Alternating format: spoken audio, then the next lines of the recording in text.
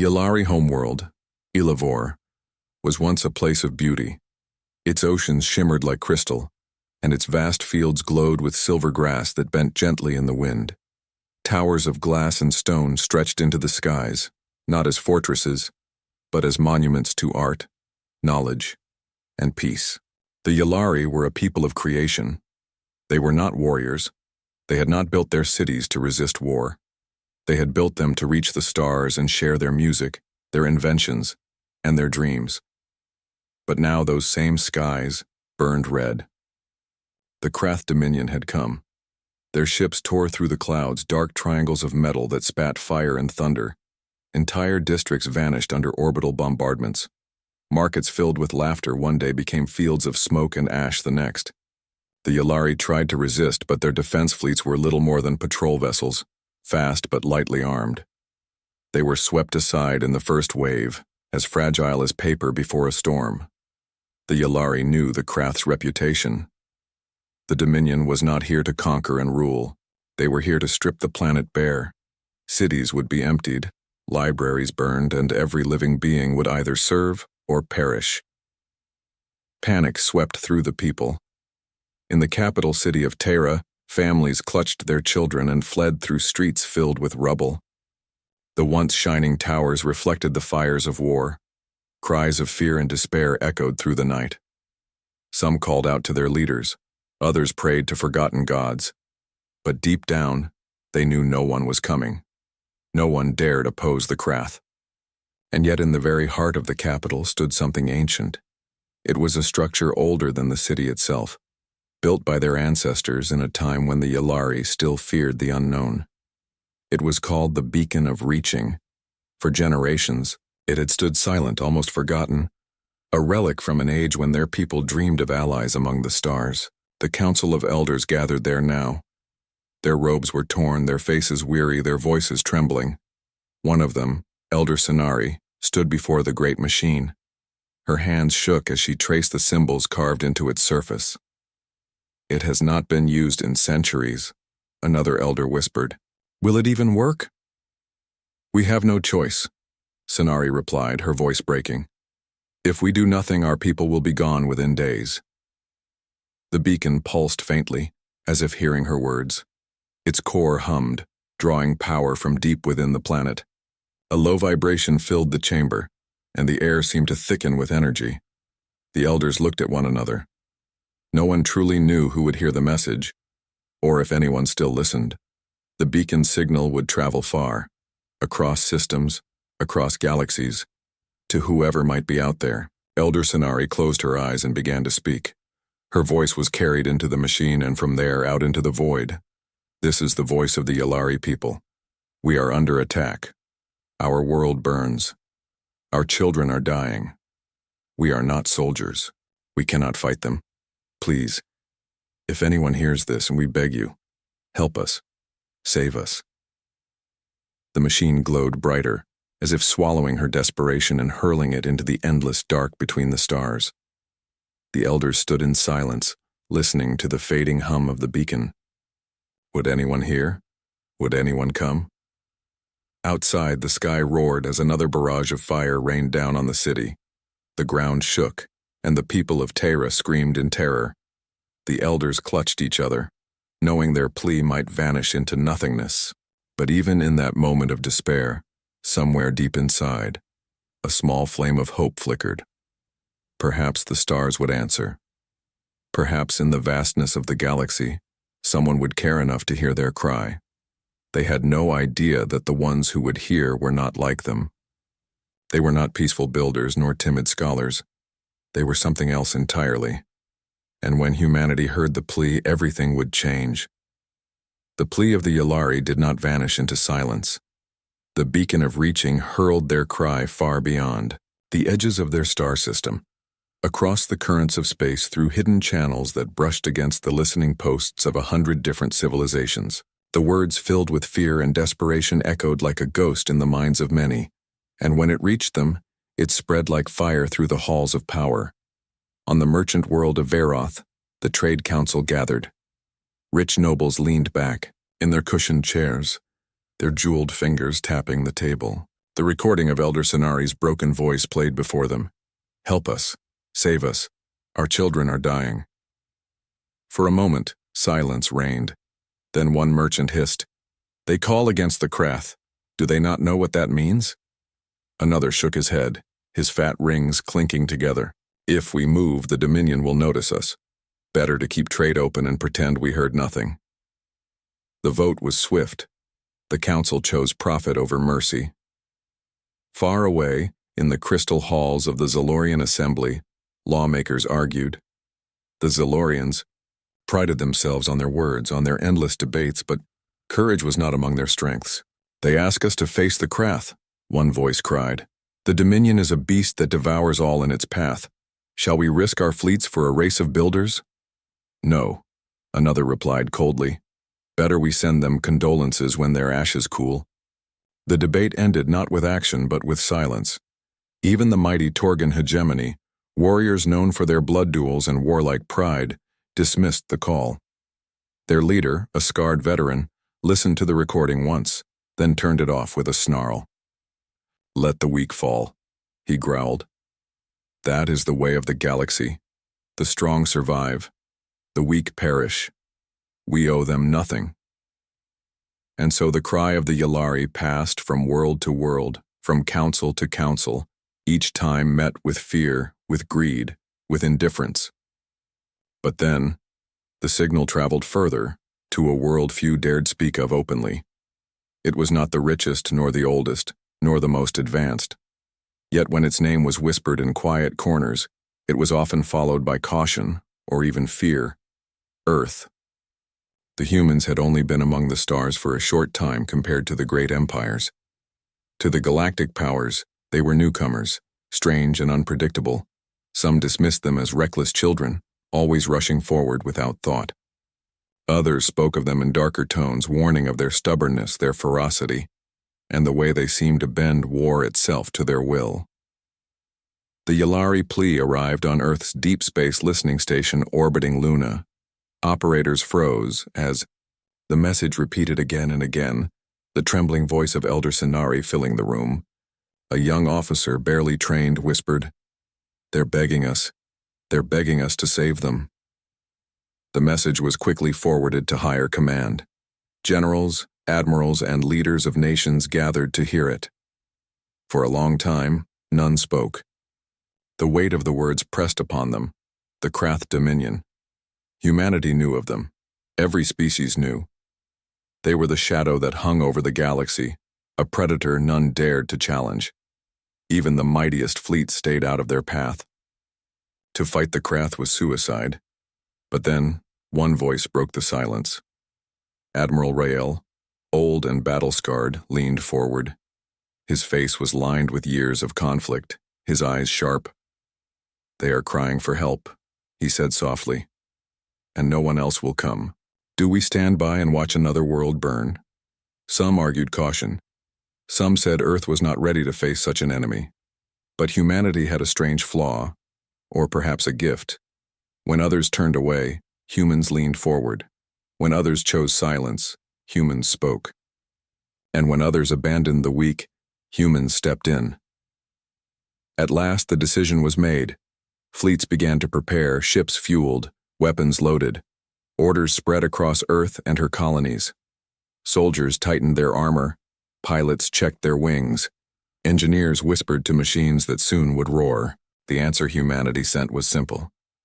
Just 2 words, broadcast into the stars, carried on the same channels as the Yalari's plea. On our way. Across the councils of the galaxy, fear rippled. The other races whispered to one another in disbelief. The humans are moving. They are going to fight the Krath? They are mad. They are dangerous. Perhaps. But for the Yalari, who still huddled in burning cities, not knowing if anyone had heard them, the faint hope they had sent into the stars had found an answer. And the galaxy would soon learn what it truly meant when humanity, the most dangerous of them all, chose to act. On Ilivor, hope had almost died. The Yalari had waited for days after the beacon was lit, but no help had come. The Krath's grip grew tighter with every passing hour. Their warships circled the skies like vultures, blotting out the sun. Their troops poured into cities, armored giants who crushed all resistance with ruthless precision. The capital, Plea, was nothing but smoldering ruins, families huddled in basements, whispering prayers that felt hollow. Children cried in the darkness. Elders stared into the smoke-filled horizon, knowing their people's time was running out. Every Yalari believed the same thing, that their desperate call had vanished into silence, ignored by the galaxy, as so many voices before them. Then, one night, the stars changed. It began as a faint glimmer, a spark among the heavens that the Krath ignored. But as the hours passed, the spark grew into streaks, dozens, then hundreds, falling toward Illavor's skies. The Krath commanders grew uneasy, scanning the void with their instruments. The Yalari civilians who still dared to look up gasped, their tired eyes widening. Something was coming. At first no one could believe it. The Krath sneered, convinced it was some pathetic fleet of traitors or a desperate ally come to die. But when the shapes broke through the void and drew near, the truth struck them with the human ships. They were unlike anything the Yalari had ever seen. They were not elegant like Zalorian cruisers, nor shining like Verothian vessels. These were heavy, scarred, and powerful, like beasts of iron forged for war.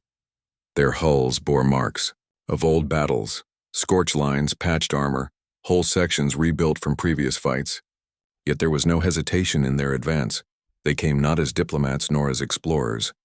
They came as warriors. The Krath moved quickly. Their fleets spread across the upper orbit of Illavor, engines roaring, cannons primed. Their commander barked orders with cold confidence. Destroy them, tear them apart, show the galaxy what happens to those who defy us. The Yalari watched from the ground, hearts pounding. The sky became a stage of fire. The first human salvos struck like storms. Railguns spat molten metal at impossible speeds, tearing through Krath shields as if they were paper. Plasma bursts lit the darkness, followed by waves of missiles that screamed across the void, leaving trails of flame behind. The Krath's tight formation shattered under the sudden violence. Ships that had once ruled the stars broke apart in explosions that turned night into day. For the first time, the Krath faltered, and for the first time the Yalari cheered. From the ruins of Plea, a wounded father lifted his child and pointed to the heavens. "Look," he whispered, voice shaking. "Look, my son. The stars are fighting for us." The Krath tried to regroup, but the humans pressed forward with terrifying will. Their ships moved like predators, striking hard and fast, weaving through enemy lines with precision. Where Krath vessels were massive and imposing, human ships were brutal and efficient, designed not for show, but for survival. Every shot counted, every move was deadly. The battle raged for hours, fire and wreckage raining into Illavor's atmosphere. The Yalari trembled as the world shook beneath the fury above, but this time it was not fear that filled their hearts. It was something new, something forgotten. Hope. The humans had come. Against all odds, against the silence of the galaxy, they had heard the plea and answered. When the first Krath dreadnought exploded, torn in half by combined human fire, the roar of celebration spread through the Yalari shelters. Mothers embraced. Their children, elders wept openly. And for the first time since the war began, the Yalari felt they might live to see another dawn. Yet, even as victory bloomed in the sky, Elder Senari, standing in the broken council hall, whispered to herself, "Who are these humans, and why? Why would they risk everything for us?" No answer came, only the thunder of battle above. But the truth would soon reveal itself, for this was only the beginning. The most dangerous race in the galaxy had arrived, and the Krath were about to learn what that truly meant. The Krath were not used to resistance. For centuries, their fleets had cut through the galaxy without challenge, their reputation alone enough to silence worlds before a single shot was fired. But this time was different. This time the humans stood in their path. At first, the Krath commanders believed it to be luck. Perhaps the humans had struck by surprise. Perhaps their opening volleys were fortunate. But when wave after wave of human fire tore into their fleet, when every attempt to regroup ended in wreckage, the Dominion realized something they had never thought possible. They were being outmatched. The humans fought with a style the Yllari had never seen before. Other species fought cautiously, guarding their fleets, keeping distance, protecting their assets. Humans did the opposite. They charged. They pressed forward with terrifying courage, as if every ship was willing to die if it meant breaking through the enemy. They did not cling to safety. They created chaos. A Krath battleship tried to flank a human destroyer. Instead of retreating, the destroyer turned directly into the path of fire, engines blazing. At the last moment, it unleashed a full spread of missiles, tearing the Krath ship into burning fragments.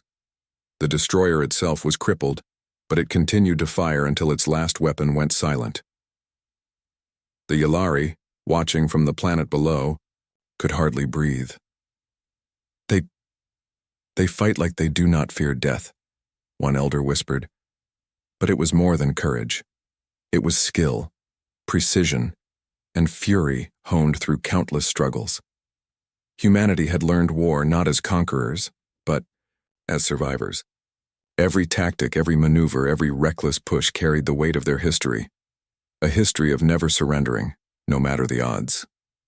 The Krath commander roared in anger, ordering all forces to concentrate on breaking the human line. Dozens of Dominion cruisers surged forward, weapons blazing. The humans met them head-on. A massive human carrier, the Resolute Dawn, absorbed blow after blow, its shields flickering, armor burning. But instead of falling back, its hangars opened wide. Hundreds of smaller fighters burst forth, swarming the Krath fleet like a storm of metal hawks. They darted between the enemy's heavy guns, striking at engines, weapon arrays, and weak points. Krath warships began to falter, spinning helplessly as fire consumed them. On the ground, Yllari civilians gathered outside the shelters, staring up at the night sky. To them, the battle was like watching the heavens themselves erupt. The sky flashed with blue and red, whole constellations vanishing in bursts of light. Every explosion of a Krath ship was followed by cheers, every human sacrifice by gasps of sorrow. And then came the moment that would be remembered for generations. A Krath dreadnought, the Vorax Wrath, descended into low orbit, its weapons aimed directly at the Yllari capital. One shot from its main cannon could annihilate what remained of the city. Before the people below could even scream, a single human battleship broke formation.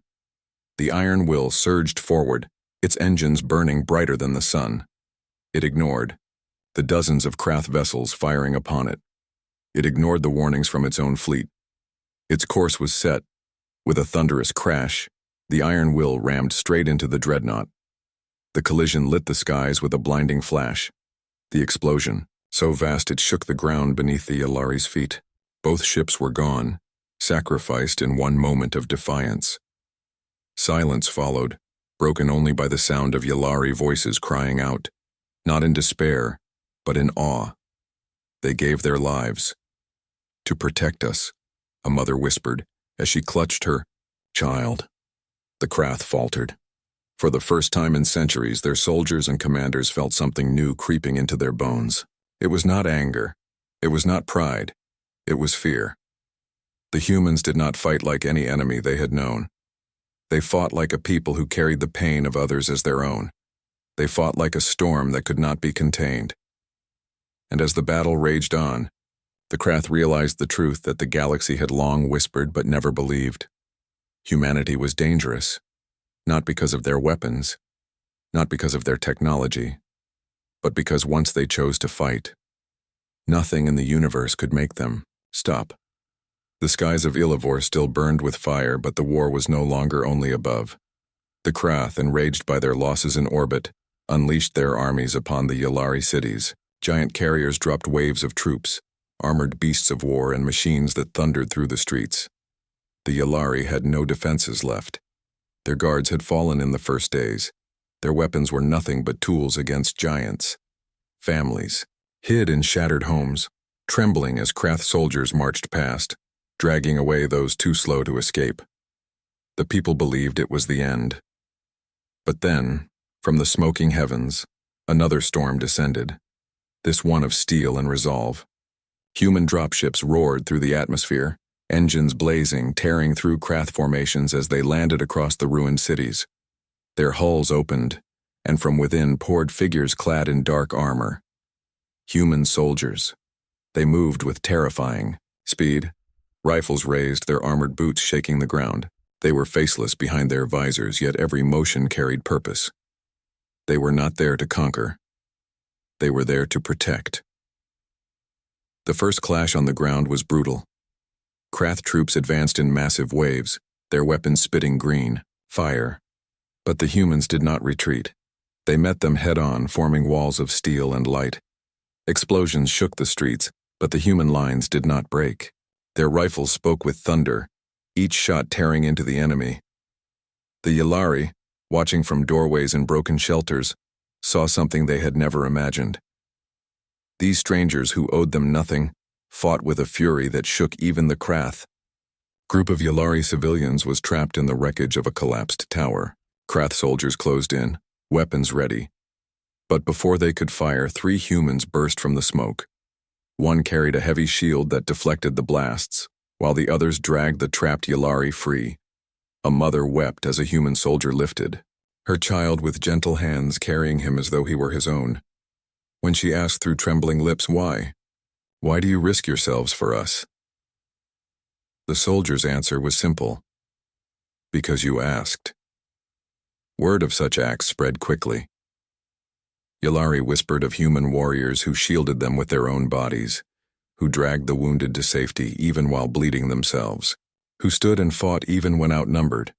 The Krath tried to break their spirit, sending in monstrous war machines. Massive walkers stormed the streets, their cannons tearing apart buildings. Yet the humans adapted. They swarmed the machines, climbing their armored legs, planting explosives at their joints.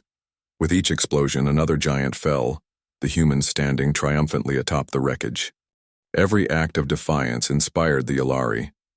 In basements and ruins, frightened families began to believe again. For the first time in weeks, songs of hope rose in the dark corners of Ilavor. Children painted stars on the walls of shelters, whispering that the sky was no longer an enemy but a shield. Still, the cost was high. Human soldiers fell. Some never rose again. But even in death, their sacrifice spoke louder than any word. Yalari civilians carried the wounded, comforted the dying, and promised never to forget. And the Krath, once so confident, began to hesitate. Their commanders shouted for them to advance, but their troops slowed. They had faced rebels, pirates, and armies before. They had never faced this, an enemy that fought not for conquest, not for glory, but for strangers who had called out for help. The ground war became a symbol. Every street, every ruined district, was proof that humanity would not turn away, and in the heart of Ilavor, where the Yalari elders gathered, Elder Senari wept as she heard the distant roar of human rifles. "They came," she whispered to the others. "Against the Krath, against the fear of the galaxy, they came." The Yalari, once doomed, now had protectors. And though the battle was far from over, one truth became clear across every burning street of Ilavor. When humanity set foot on the ground, even the most merciless invaders had reason to tremble. The war on Ilavor dragged on for days. The skies were filled with smoke, the ground scarred by fire and ash. Yet something had changed, something the Krath had never known before. They were losing. At first, they could not believe it. The Dominion had ruled the galaxy for centuries through fear alone. Entire civilizations had bowed at the mere sight of their fleet. But here, against the humans, fear no longer worked. Humanity pushed forward step by step. Their fleets in orbit broke every counterattack. Their soldiers on the ground reclaimed districts the Krath thought secure. Even when human soldiers fell, their comrades carried on with the same unshakable resolve. It was as if defeat simply did not exist in their minds. One Krath commander, a veteran of 100 campaigns, snarled in frustration as another report came in. "Our line is broken in the east. The humans advance without rest." His second in command, trembled. "We've thrown everything at them, Lord. They do not stop. They do not break." The commander slammed his fist on the console. "Then they are not soldiers. They are monsters." But the truth was far more terrifying. The humans were not monsters. They were something worse for the Krath. They were determined. On the ground, the battles grew fiercer. In the ruined capital of Terra, humans and Yllari fought side by side. The Yllari had no weapons of war, but they carried food, tended wounds, and guided civilians to safety. They saw humans bleed for them, and in return, they found their own courage. A young Yllari boy, barely old enough to stand, carried water through the rubble to thirsty soldiers. A girl stitched wounds with trembling hands, whispering words of comfort. In their eyes, the humans were no longer strangers. They were guardians. The Krath saw this growing bond and panicked.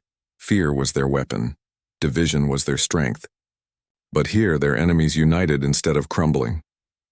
In orbit, the turning point finally came.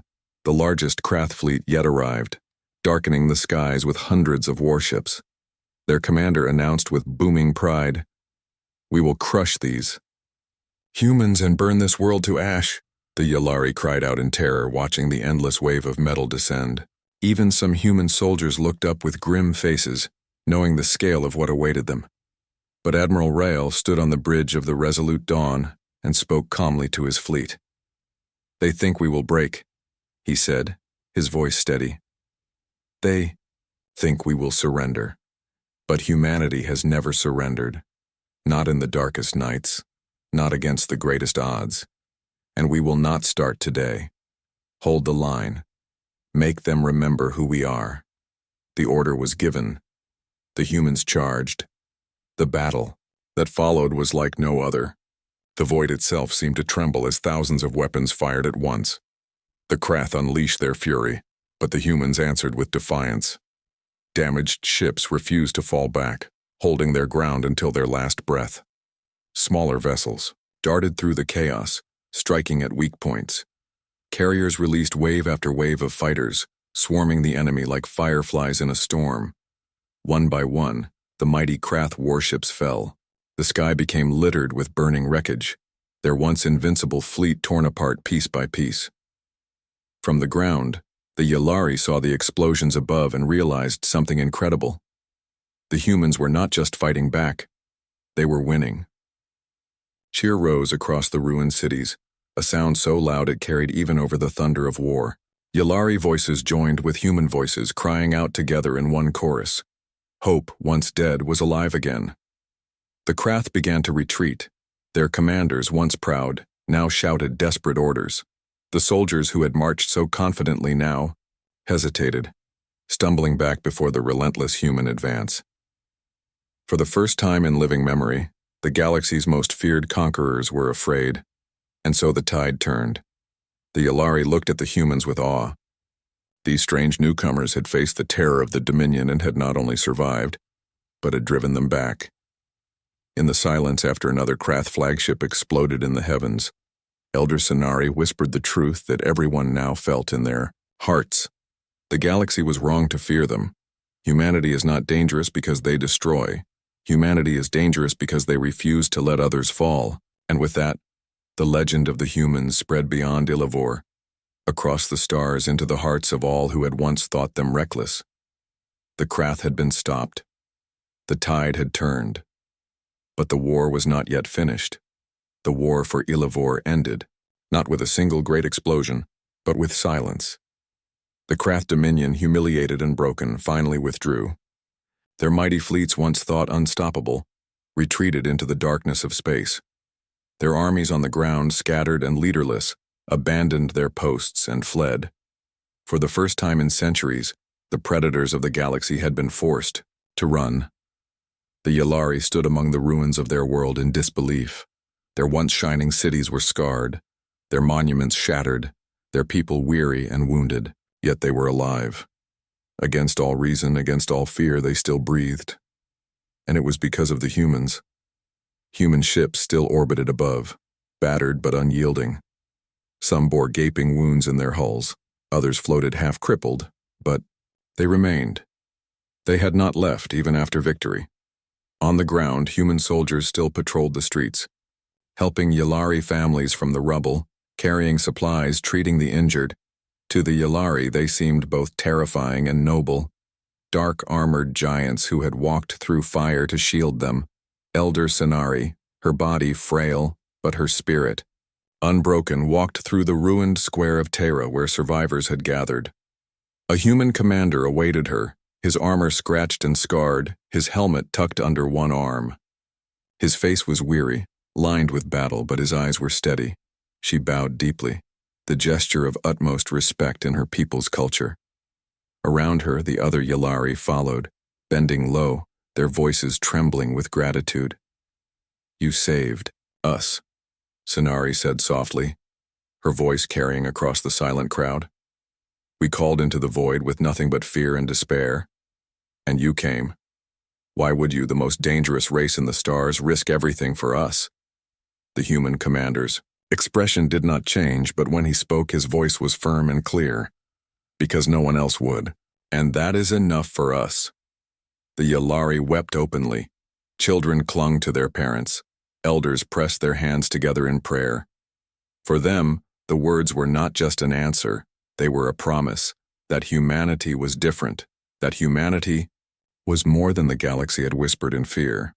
News of the battle spread quickly. Across the galaxy, whispers turned into shouts. The humans had fought the Dominion and won. They had done what no other race had dared. In the halls of the Zalorian Assembly, lawmakers who once laughed at the Plea now sat in silence, their faces pale. On Veroth, the Merchant Council trembled, realizing that profit had blinded them while a so-called reckless species had saved a world. Even the Torgan hegemony, proud warriors who mocked weakness, admitted in hushed tones that humanity had done what they could not. A new story spread across the stars. The tale of Ilivor, the desperate cry for help, and the humans who had answered. The Krath Dominion would never forget their defeat.